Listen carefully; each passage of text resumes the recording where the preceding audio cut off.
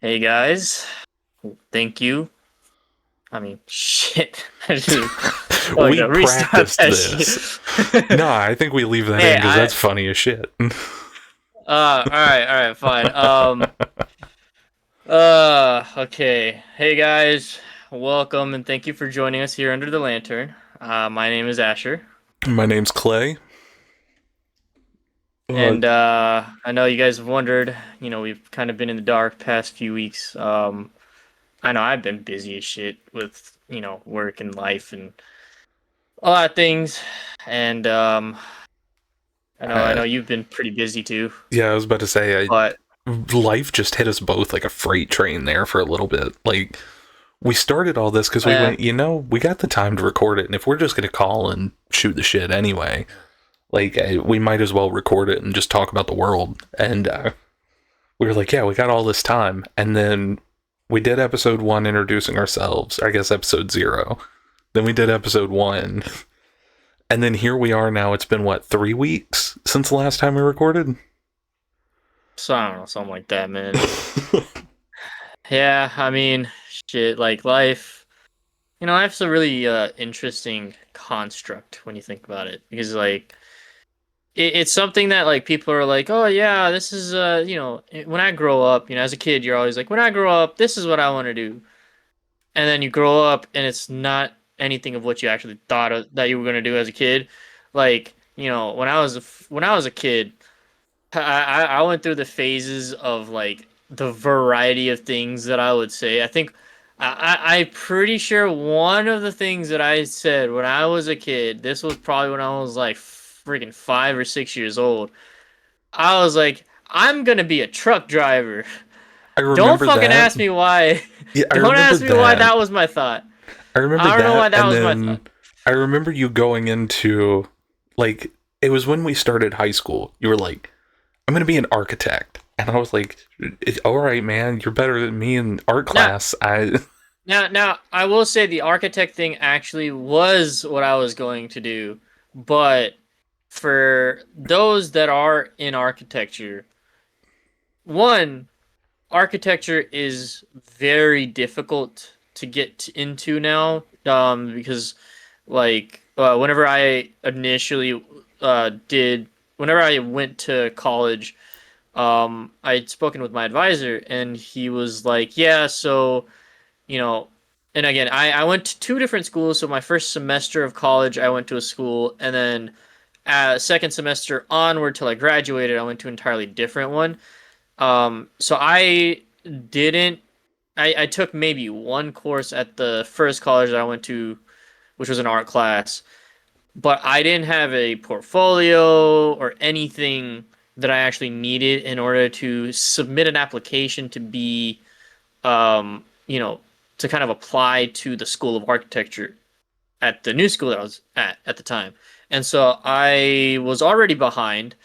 I'd spoken to my advisor. My advisor was like, "Yeah, the deadline for everything has already passed, so your only shot would be to apply the following year, and then it would be a big process where then I would have to present my portfolio to the dean or like the collective heads of that department.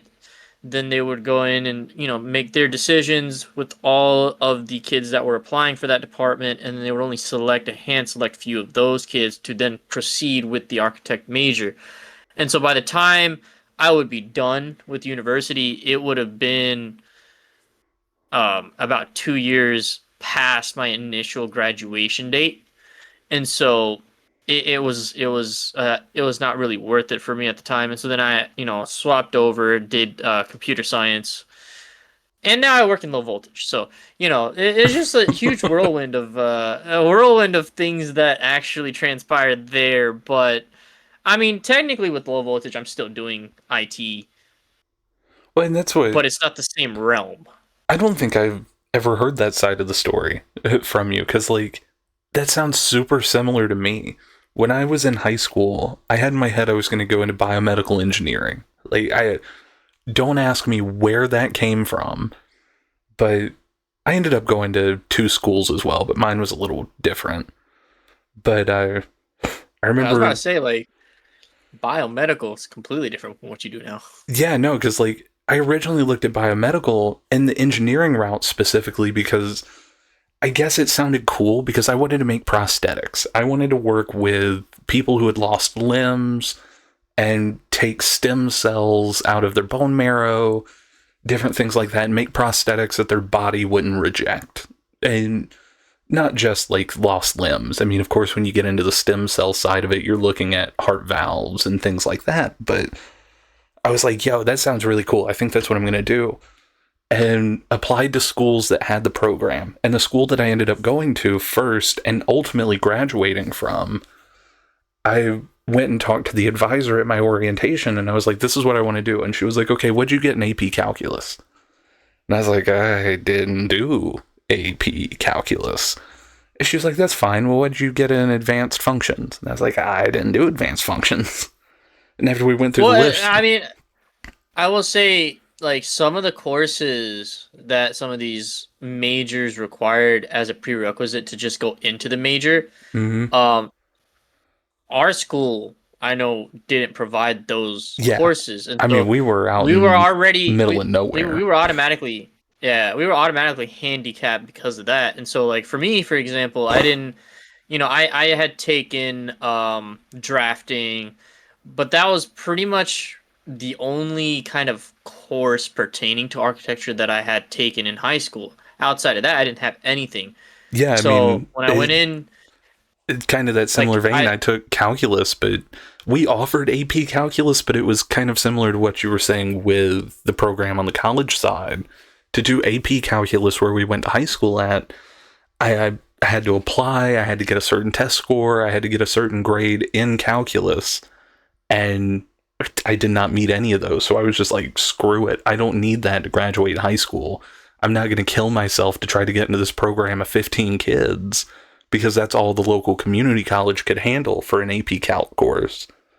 And so I just never screwed with it. And it ultimately came back, and that's what my advisor was saying. And yeah, and I mean like for me it was one of those like I took pre-calc high school, but um because I had gone my second semester to the second school, I had already passed the deadline to take the placement test for it. And so I had to retake pre-calculus just because I couldn't take the test to place. So that was already one of the biggest handicaps because basically like I had to redo a class that I had already done. could you have not And so that taken other courses and then taken the placement test later? Or was it you had to take it right before you started? so pre-calc is one of the prerequisites for calculus, and in order for me to take calculus, and I also had to take statistics. Well, actually, statistics was for my comp sci major. So, in Yeah. order to take calculus, I had to have pre-calc, so I would not be able to take any math for any math credits. Well, and that's what And I if didn't I know if hadn't done like math, you could have yeah, done some of your humanities, things like that, bought you a semester, and then gone back the following fall and done the well, placement test, pre-calc or if it would have put you pre-calc behind. was it would have still put me behind because pre-calc at the time was still a prerequisite for me to even apply to the School I of Architecture. gotcha. Yeah.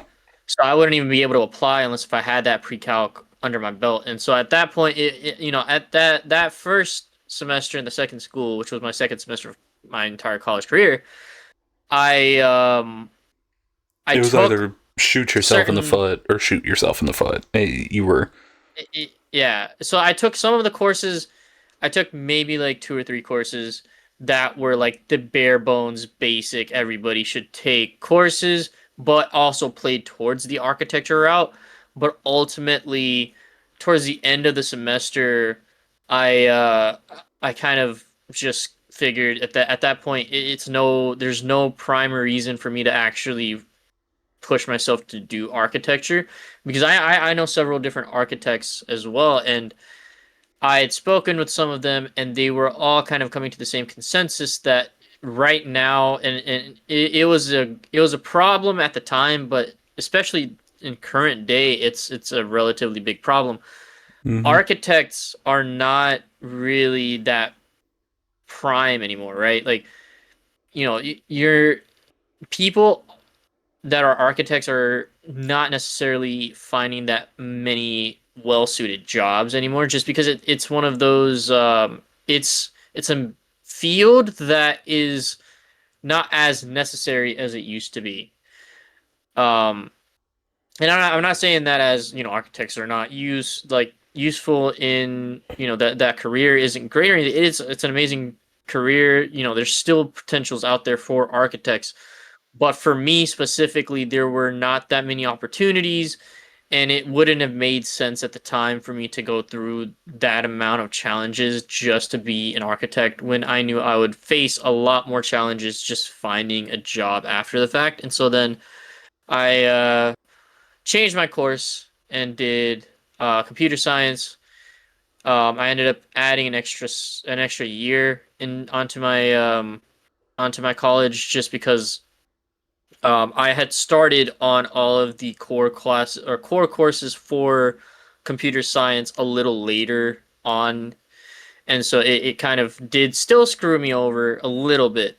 But instead of 2 years past my graduation, I only had to do 1 year past my graduation. So I took that and ran with it, and it you know I I don't necessarily say that I regret anything about it, but I will say, in my honest opinion, I do not think college is really that necessary.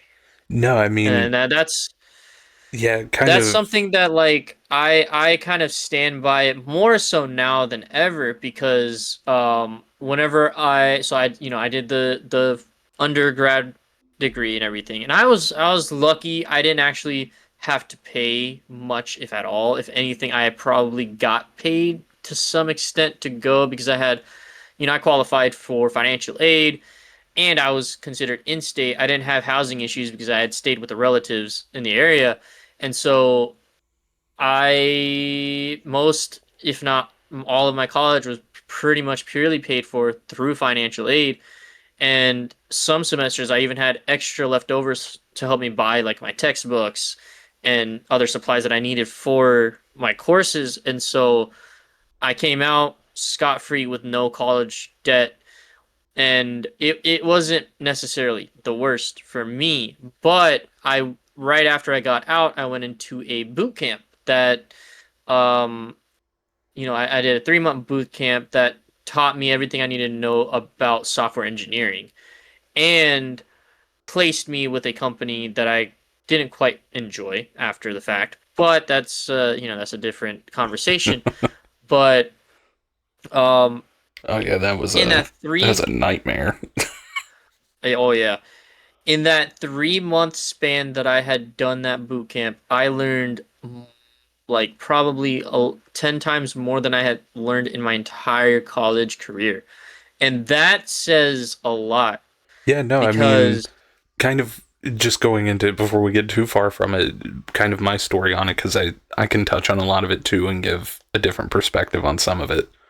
In the same vein, after having that conversation with my advisor at the time when I was looking at biomedical, I was going to end up being 2 to 3 years after my graduation date because I didn't have all those advanced maths. The engineering track didn't have as small of an acceptance rate.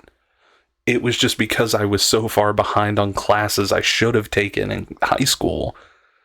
It was going to put me off. And so I looked and I ended up going the computer science route and hated every minute of it. I mean, power to you on that, but I just went nuts sitting behind a black screen coding all day.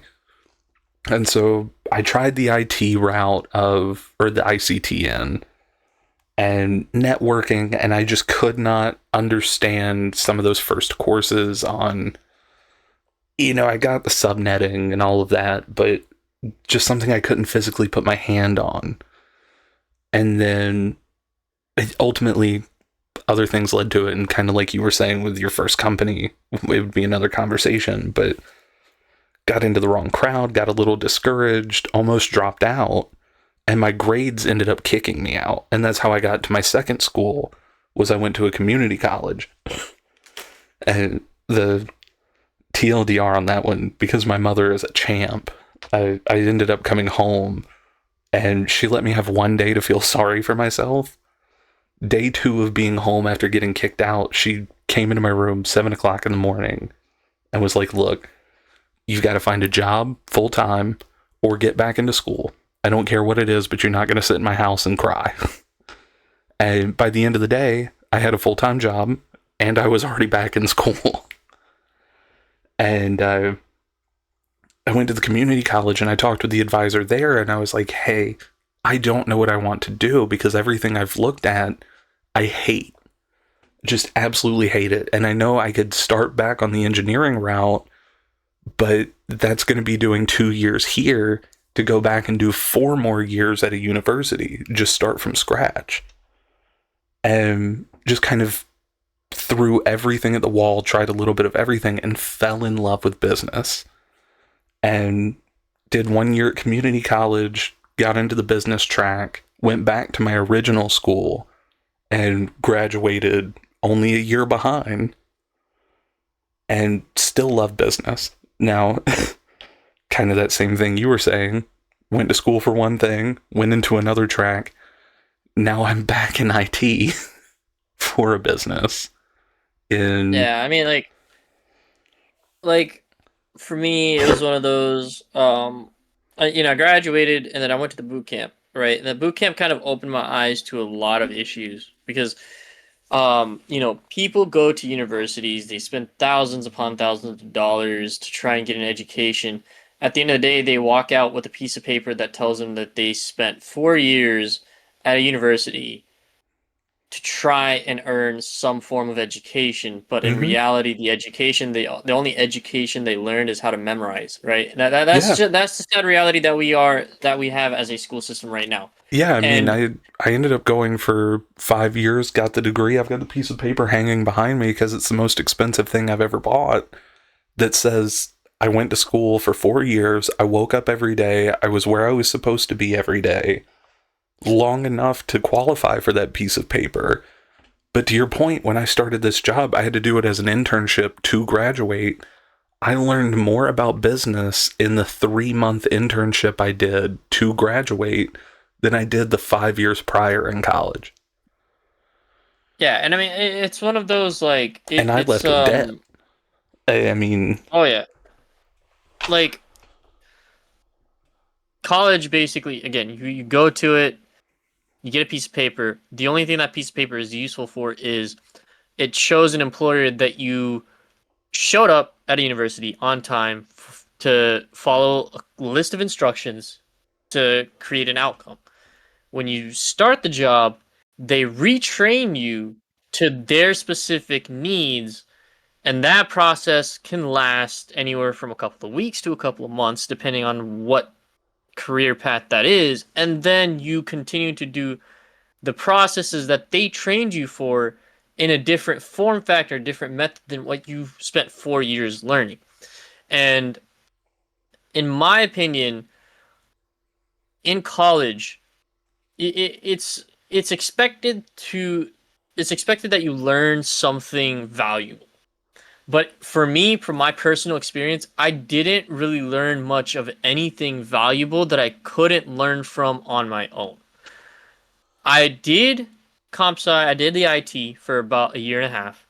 After that year and a half, I went to I did construction for a year, a little over a year. Once I got done with that construction, was I absolutely did not like the fat idea of sitting behind a desk for 8 hours straight a day, staring at mm-hmm. code, trying to repair it, trying to maintain it, whatever it is. So in the meantime, I was still like, I was unemployed at that time. So I was trying to find a job. I was looking everywhere. I fell into a few different areas here and there, and then one of my friends reached out and he was like, "Hey, I have this opportunity if you want to take it."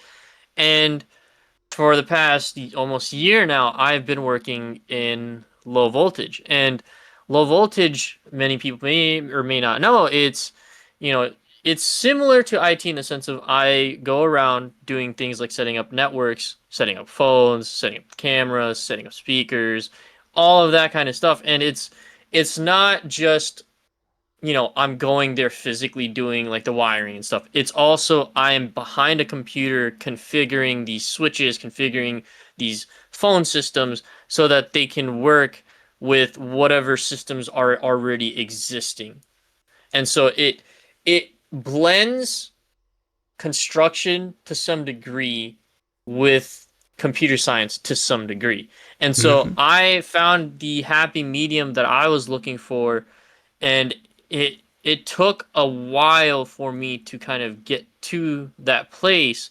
But after all of that, after everything, I came to the understanding and the realization that at the end of the day, though, yes, going to college to pursue a degree is great. Everybody should, strive to at least do that because even though so like most of the majority of the time in college it's basically just copy and paste, there are things that you will learn, right? There are certain things that you may have not have known before that you will learn and you can use, but there are also other things that you may hear or learn, but you will never use in your life. And that's just the way that our current education system is set up. Absolutely. I And mean, it's at the end of the day, I think that's what it comes down to. And I understand the whole you need to culture a generation. That I understand the purpose of humanities. I understand the purpose of those few things that you do outside of what you want to do as a career in college because you want to leave with, like I said, that culture. But I feel like there's too much of a heavy emphasis because what does taking 5 biology courses do for my career as just using the degree itself, not what I actually do, but what does that have to do with CPAs and ledgers and everything going into a business accounting degree? I'm not analyzing cells, I'm not doing titrations, I'm not doing anything in that regard. I'm sitting down looking at a spreadsheet and trying to figure out how to optimize our finances. I, I don't get why there were 5 courses of biology. I don't understand why I had to take 4 psychologies. Why did I need to take 3 art history courses? I feel like that could have been better used to prepare me for my job for the world that I was going into and not wasted, for lack of a better term. yeah, and in my honest opinion, there's only one solution, right? And then that's we need to reorient our education system to cater more towards the things that actually matter when it comes to the majors that they are promoting, the majors that they are trying to teach their students, and not just saying, hey, you need to have this base curriculum understood before you go into your major field, regardless if you're going to use it or not. And in my eyes, there shouldn't be a regardless if you're using it or not. It should be if you're going to a university, you're paying this university tens of thousands of dollars to teach you something towards a field that you're potentially going to pursue in the future, right? Potentially going to get a job, potentially going to get employed by What you're going to do the for in the rest of your future. life. Yeah, the university is responsible for teaching you and imbibing the skills and knowledge that is required for you to succeed in that field without having to do extra courses or learning extra things that are not pertaining to that specific field. If they try and teach you extra stuff that doesn't have anything, no correlations to the major or to the field that you're trying to go into, then they're basically just forcing nonsense down your throat to justify taking your money, in my opinion, right? Yeah, Because again, this isn't like you're going to a karate class, right? You're not paying like $15 or $20 a month to to learn jujitsu or something, right? This is you're paying tens of thousands of dollars every year to improve upon your skill set for a potential job that may be there that you may stick with for the rest of your life, right? This is something that you're going to do for a career. If you come out of college and you go into a job, right? First thing they're going to ask you is a bunch of questions in an interview of things that you may or may not even know because some of that stuff may not even be covered by the university, Well, right? Some of and that stuff that you may not even learn in your courses. And to so that when you go vein, I into these mean, interviews, you're not going into an interview to do low voltage just using what you do now. You're not going into an interview for that. And they're like, oh, do you know why Pablo Picasso painted the way he did? Like, yeah, that's just not part of it. it's one of those like when you go into an interview for a specific job, right? Everything is going to be catered to the task that you're going to be doing, right? All the knowledge that you need to know is based off of the task that you're supposed to be doing, right? For example, if you go into QA, for example, right? QA, your primary job is to test applications to make sure that they are functioning properly as they are supposed to, right? So you go in, you load up, say, a web application, you press all of the buttons, make sure they go to all the right places, make sure they execute the proper actions they're supposed to execute. If they don't, then you relay the information to the right people. Now that's a straightforward, really simple job that, in my opinion, a lot of people can do. Now, if you tell that person that that's all they're gonna do, but then now you have to go into like chemistry because it's a required prerequisite for that major, or you have to take Dedicated wham. pre-calculus yeah, my words are a bit off right now, but you have to then, you have to take all these different courses that don't have any resemblance to the field and the major that you're going into. It's basically just wasting your time because that's time they could have used to learn other skills, right? Yep. Say after QA, that's not something that you want to do forever, right? You want to become a software engineer. Well, instead of spending time understanding data structures, understanding how certain coding methods are, understanding, oh, if I put this function in here, and if I use this if statement here, then this is the outcome that I'll have. You're basically learning, you know, the element table.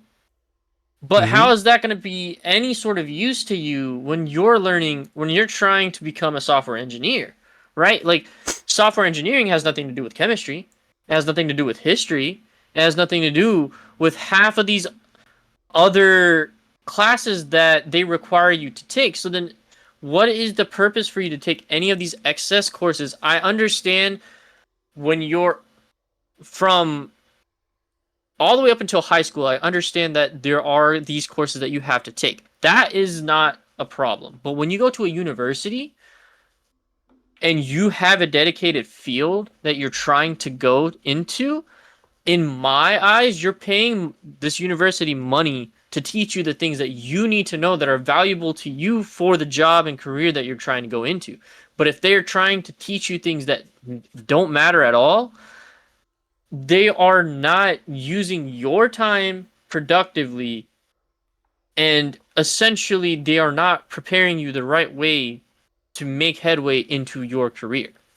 No, absolutely. And it feeds into the other part of it too of we're told we need this degree and we spend all this money on it, we spend all this time, we waste all these resources of learning things we don't need for what we want to do just to step into jobs that don't require a degree to begin with other than to get looked at or coming in the door. And I, then I mean, another my side of job, it, yeah, I mean, my job, just before we step away from it, you could do my job with no degree. There's no reason you need a degree to do my job. But the only reason I got looked at was because I was looking at finishing a degree. Yep. And another side of it, right, is if you go to apply to many positions out there, I would say about 70 to 75% of these jobs are looking for outrageous amounts of experience.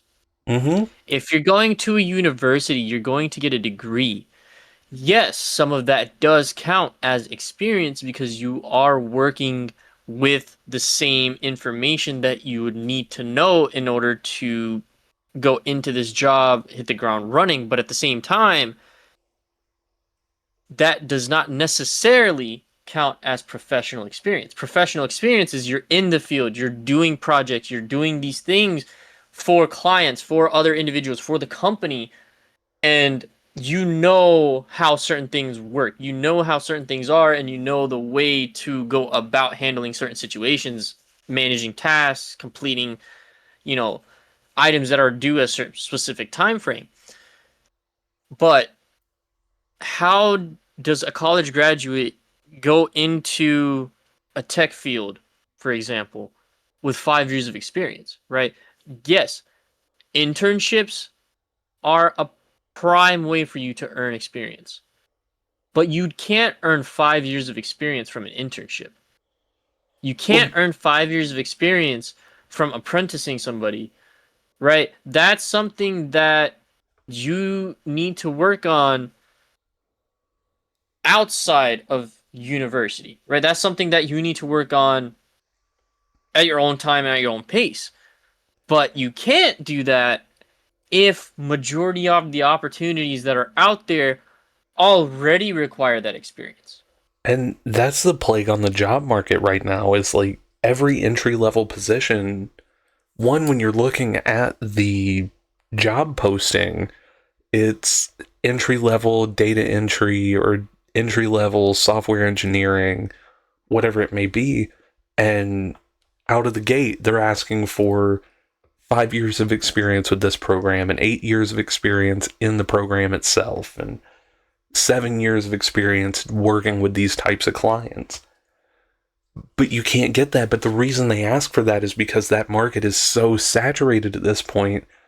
Any job you apply for, let's say there's 100 applicants, at least 20% of those applicants, 20 people applying, are going to be people with double the experience asked because the job market's so saturated.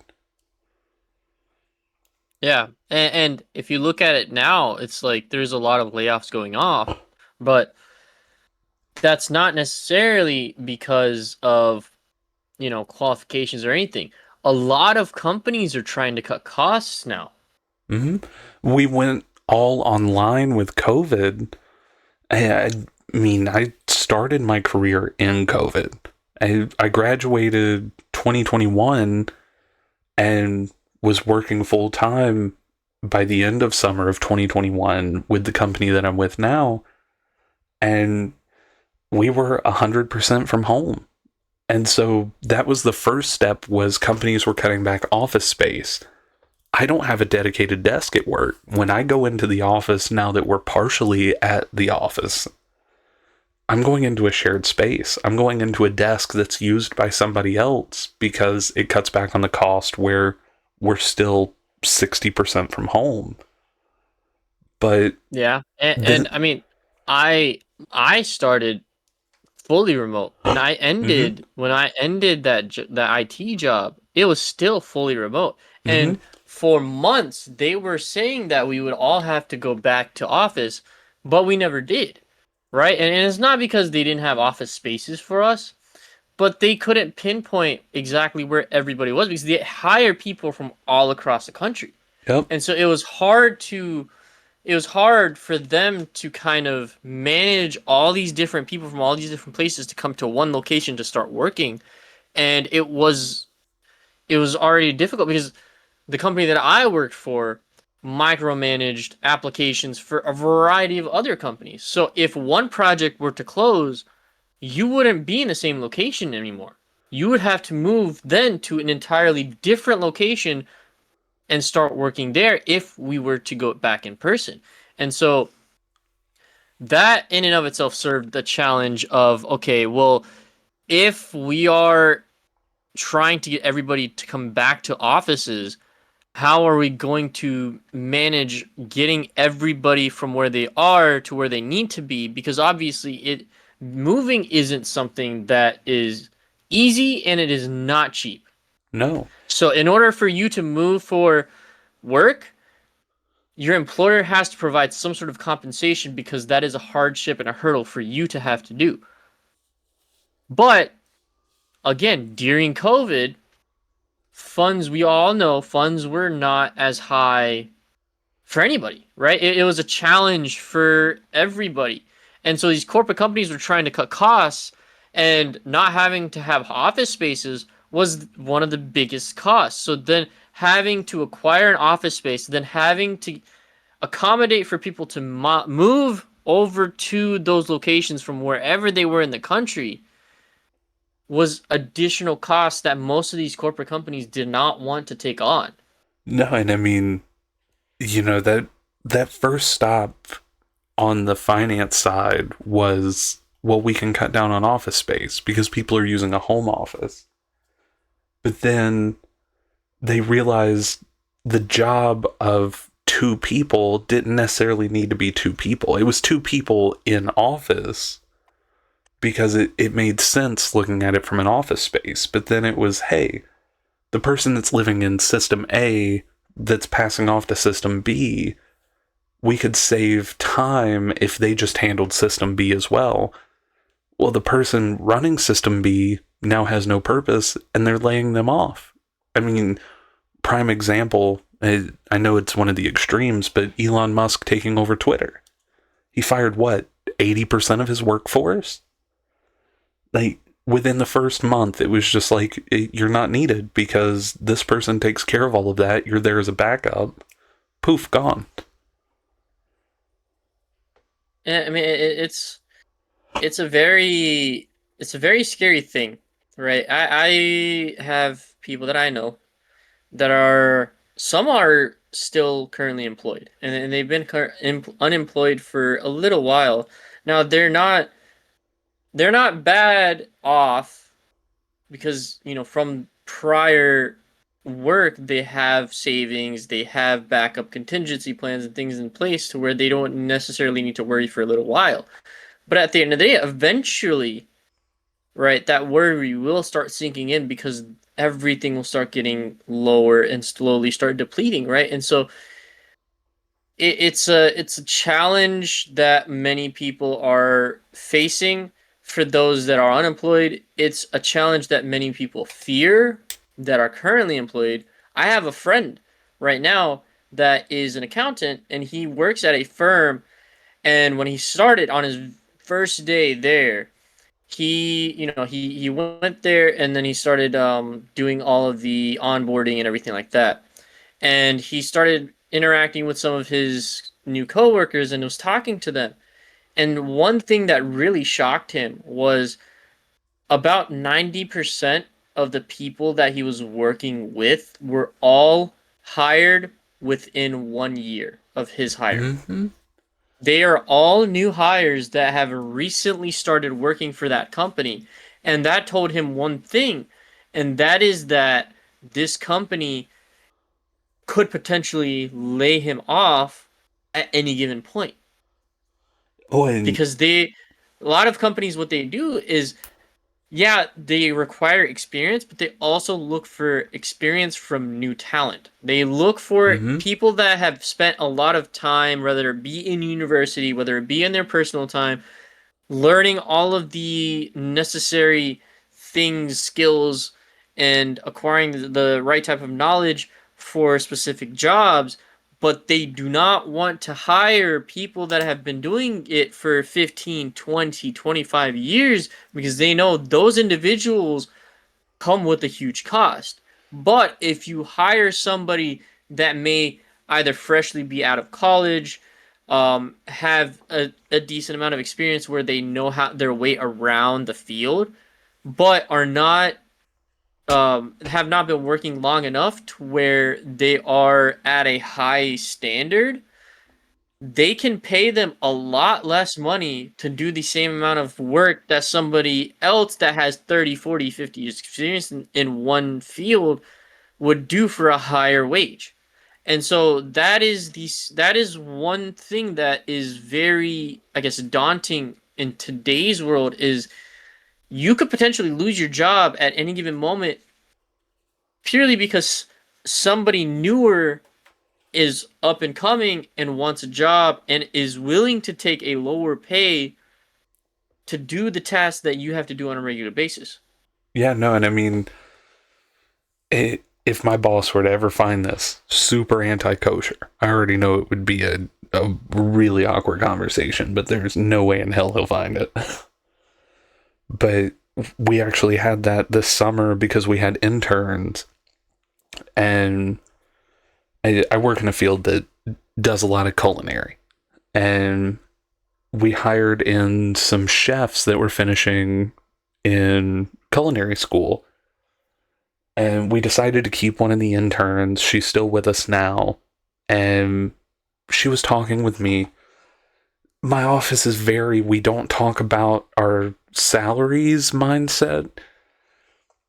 I can understand some of that can be anti kosher, and people just not wanting to talk about it because you don't want to upset someone of maybe I have more experience and I'm getting paid more than my colleague because of that, whatever it may be. But I also believe in let's talk about our salaries so we're all fair, is where I fall. And she came to me one day and she was asking, like, hey, just trying to figure out what to ask for. They're drafting my paperwork for my full time and just want to know what to expect to be paid. And I was like, yeah, of course. Like, this is what I started with. This is what I'm working with. This is what I've increased since I've been here. And then it got back around and my boss pulled me to the side and was telling me, like, hey, we don't talk about salaries here. And I was like, all right, buddy, whatever. But the one thing he said to me that really stuck out, he was like, well, we don't want to get people's hopes up. And we don't want them being upset that maybe you're being paid more because of your experience than they would, because I could get a chef out of culinary school for $35,000 a year, which isn't much below me, but it's enough that it's a substantial difference from what I make.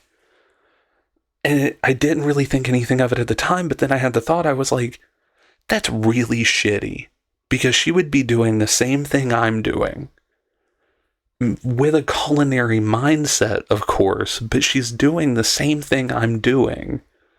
And you're saying because of where she graduated from and what her degree is in, she's worth 25-30% less than me? That's kind of fucked up.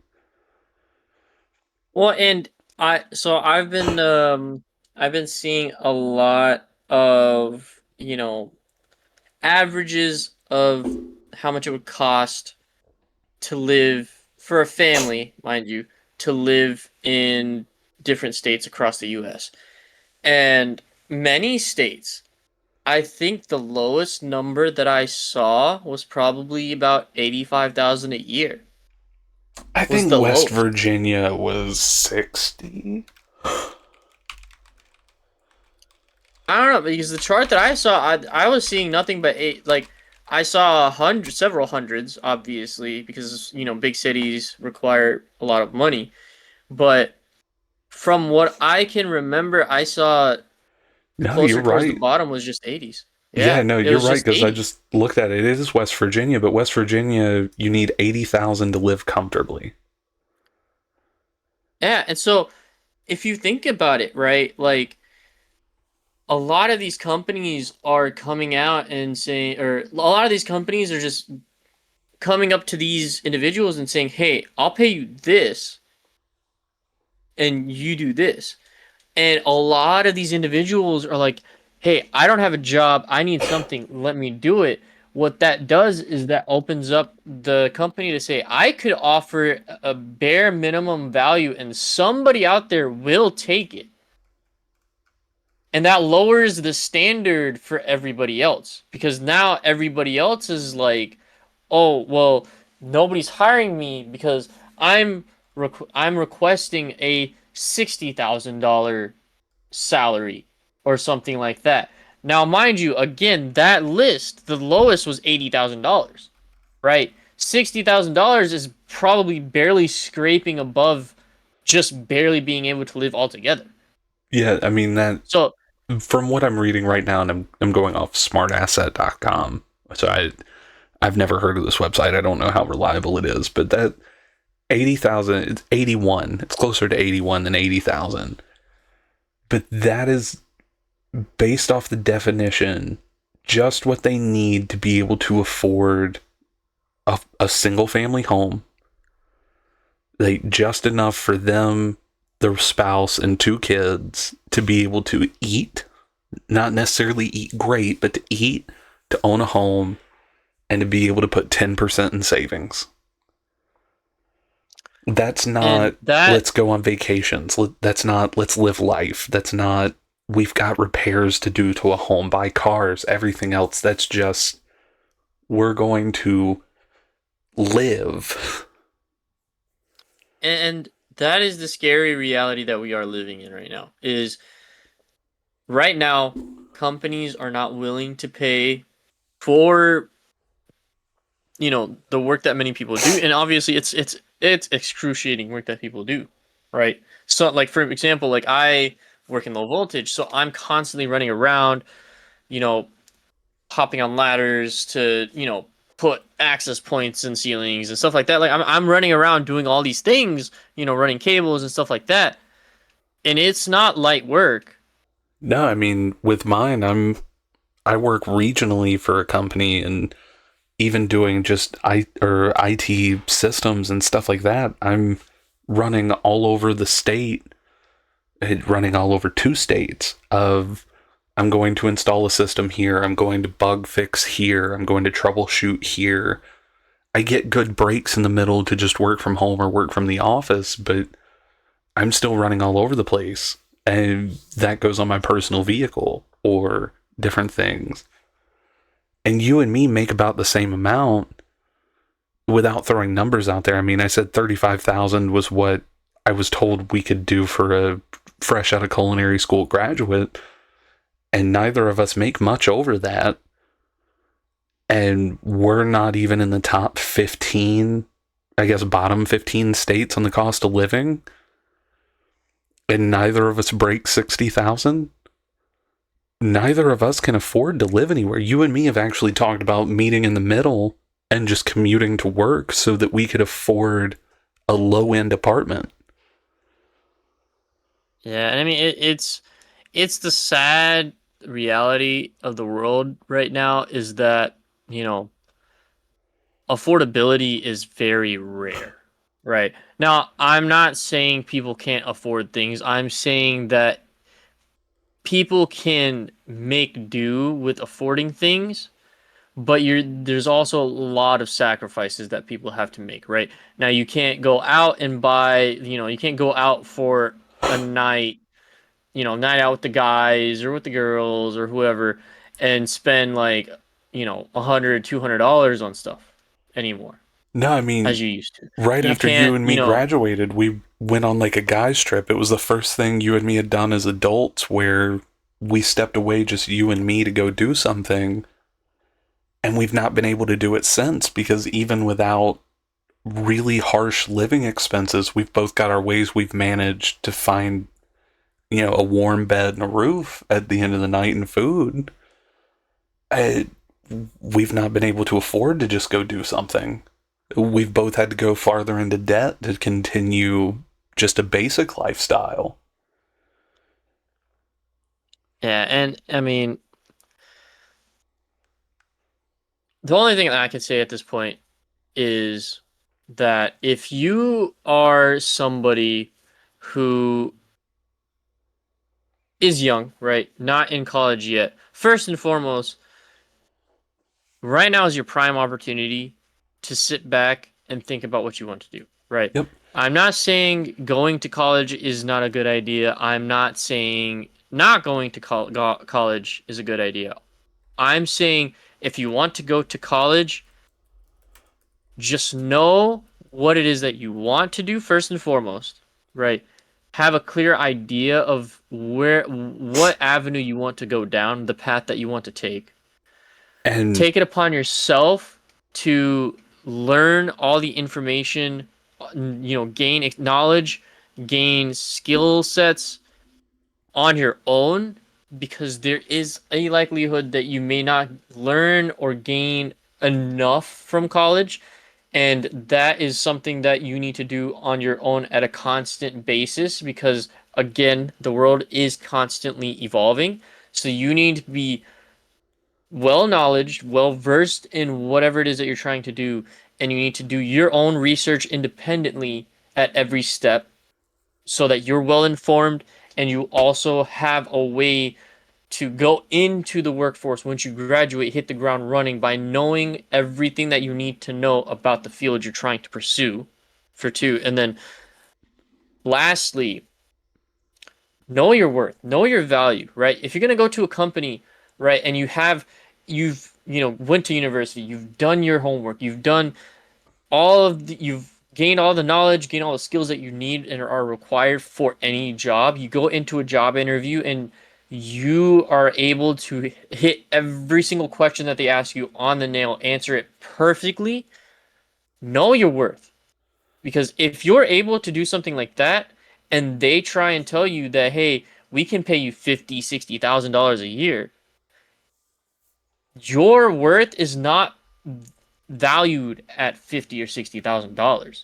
If you've done all of the work, if you've done all the prep, you went through college, you went through, you know, staying up at night, doing your research, learning everything on your own, and then going out to doing internships and gaining that experience, your value is worth way more than what any of these companies would be willing to pay you. And you need to make sure that these companies understand you know that. and it's something that I'll add to that too, because it's not said in today's world. I know me personally, I guess you too, because we went to all the same schools, but they were hitting us up in 8th grade at 13 years old, 14 years old. We were, hey, you've got to go to college. You need to make your plan now that you're going to college. You don't have to go to college.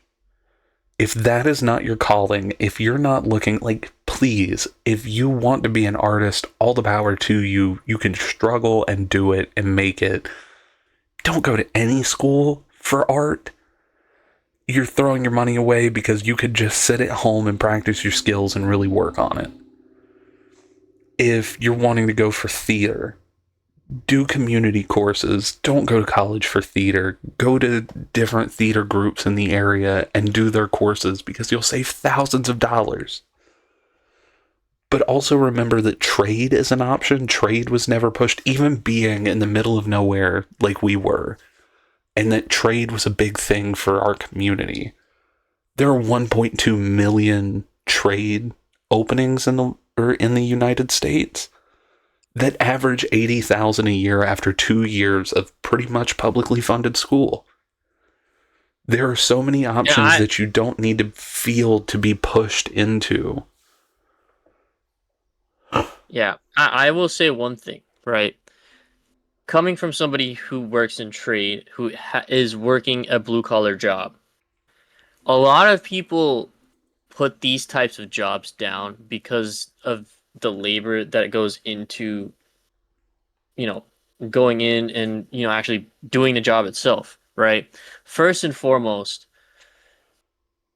in this foreseeable future, if you have a blue collar job, there's a huge likelihood that your job will be secured because Yep. blue collar jobs are not desirable, but also are very necessary and are very sought out for by employers.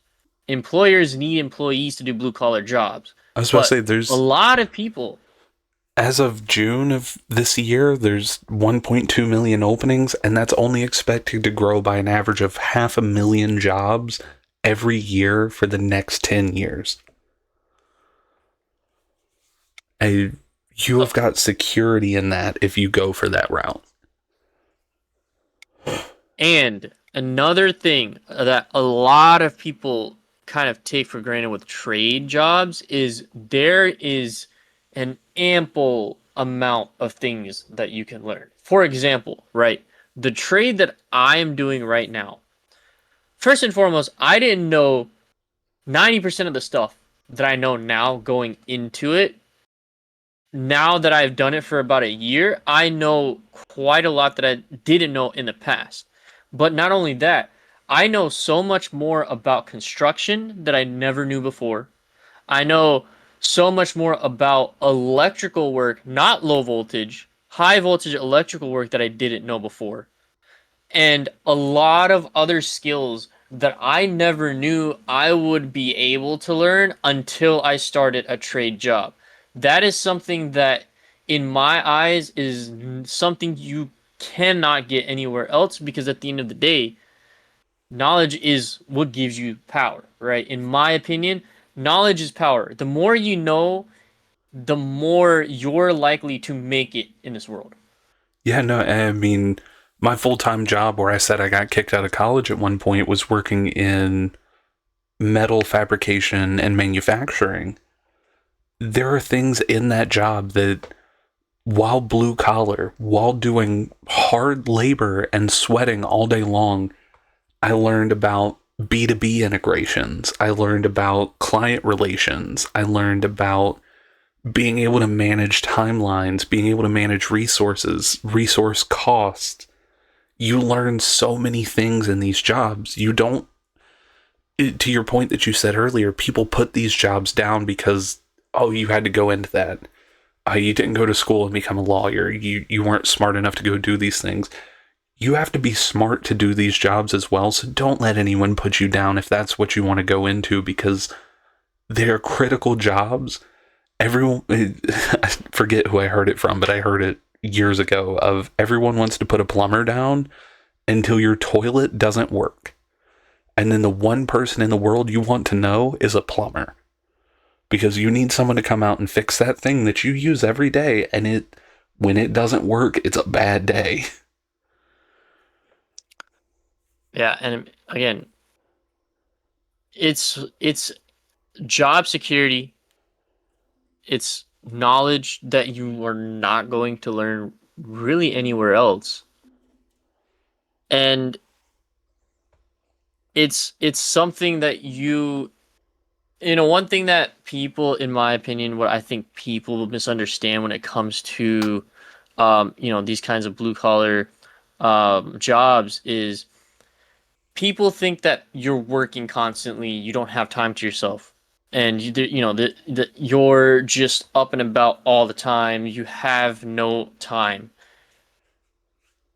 Now, at certain points in time, that may be true, right? For me, for example, certain times, like I am running around constantly. I barely have time to, sometimes I barely have time to eat.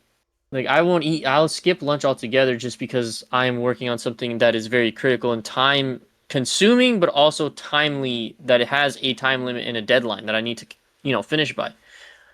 But there are several days where I go to a job site, I get there, I finish everything in 2 hours, and I don't really have anything else better. I don't have any other project to do. I don't have anything else left to do.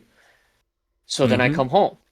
And then the rest of my day is completely emptied out so that I can do things that I really like going to the gym or meeting up with friends or coming home and just relaxing, right? I have days where I am so packed that from the moment that I wake up in the morning till 9, sometimes even 10 o'clock at night, I am just on the go, constantly working, constantly trying to get things done. But then I get that balanced out, say the following week, of having 2 or 3 days where I only have 2 hours of actual work and the rest of my time is me time, right? It's time that I can use for things that I want to use it for. And so, again, for anybody that is going to college, anybody that is still deciding, please do your independent research. First and foremost, take some time and think about what it is that you want to do. That Do is your due not something diligence.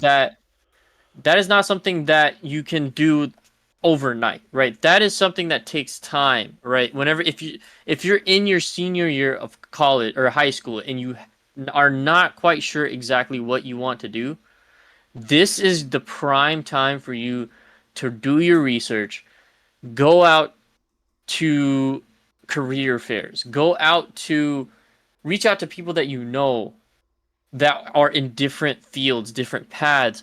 Talk to them, see what they do on a day to day basis, how they manage everything on a regular basis, and utilize that information to see where it is that you fall in your interests for your potential job and your potential career in the future.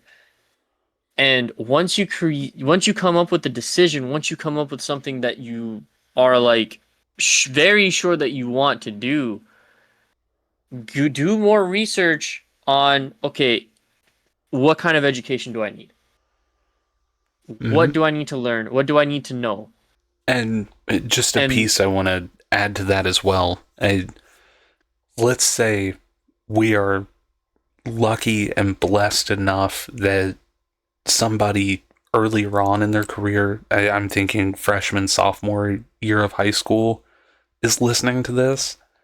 This is your prime time to start casting the widest net possible to find what you don't hate. Because at the end of the day, the luckiest among us will find something that they do that doesn't feel like work. That you get up every day and you get the opportunity to do what you're doing. But the majority of us are finding something we don't hate to wake up and do in the morning so that we can make enough money to make our bills. Cast the widest net you can, because high school, there's really not a set burden outside of your history, math, science, and English. I don't think I'm missing anything there. Where you've got all this opening space, go take that art class. Go take a automotive course. Go take an IT course. Go take these that you can take a semester at a time and just find something you love. Because that's what ended up happening with me, going back to what we started this on, of I had no idea what I wanted to do. I knew I came home and enjoyed getting on the computer and playing video games with you. And I went, okay, I like computers. I like sitting at my computers. I'm going to do IT. And I hated it. But then I took a step back, casted that net at a community college, and fell in love with business. Because I went, okay, I really get this. I like understanding dollar in, dollar out. How do we increase in ROI? How do we go about this path? Cast that net and find something that you love. And you can even start that search with what I did finding business, of look at yourself and what do you do now that you enjoy. And that's how I found business, was I loved watching the stock market. In my free time, I had stock apps on my phone and I was checking out, okay, how did this business perform? How did this one? I know they had a report that came out. What did that do to their stock? And I went, okay, that's the business side. And I dove more into that and loved it.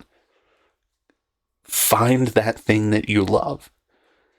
And if you're a senior, you can do the same thing. Even if it's your last year in school, cast the widest net possible. Find what you love. Find something you don't hate getting up and reading about, understanding. and I'm gonna add one thing to that, right? Along with finding what you love to do,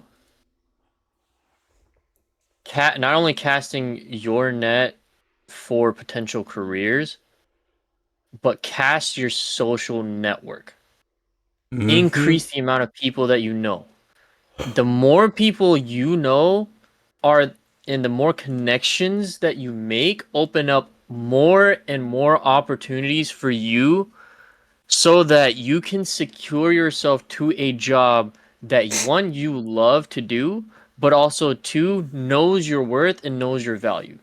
Yep. The more people you know, the more you increase your network, the higher the chance for you to find something in and of itself is, but the higher the chance of you finding something that you love to do increases. Oh, because what's the saying? It's not what you know, it's who you know. I mean, that's how I got the job I'm in now. Is I casted that net that you're saying on the social side, and when I didn't know what to do before I started to graduate, I had contacts in this company already that said, "Hey, there's this opportunity. Let's check it out. Let's see if it'll be a fit for you." And it ended up being. While I'm not the happiest I've ever been, it's been a good job. It's good people that I work with. It's good work that I do. It's things that I enjoy understanding and researching and doing. And so I get up and I don't hate what I do, all because of somebody I knew. I mean, And I try to make sure my contacts grow at least 50 a year. And there's not been a single year since I graduated. I've been out of college almost 5 years now. There's not a single year my contact list hasn't grown 100 people a year. yeah, and I mean, again, the job that I do, the only reason I have it is because of my friend. He's the one who gave me this job opportunity. And I have been working with him now for almost an entire year. And I plan to continue working with him for probably the foreseeable future. But, and not one last thing that I do want to add is, right, whatever you choose to do, regardless of what other people think about it, stick with it.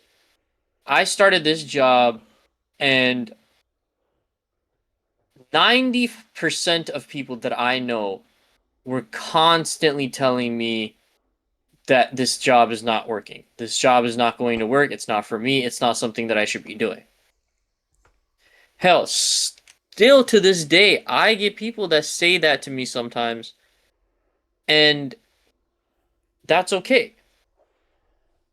As long as it's something that you are interested in doing, as long as it's something that you know you want to do, you enjoy doing, and you yearn to wake up in the morning and say, I get to do this. That is the only thing you need in order to keep you going in that job or in that field or in that position or wherever, whatever it may be, right? And Because regardless of what other people think, it's not about them. It's about you. What do you think? What do you want? If you want to continue in that job, do it. People are going to say what they want to say. People are going to have their opinions. They're going to have their thoughts.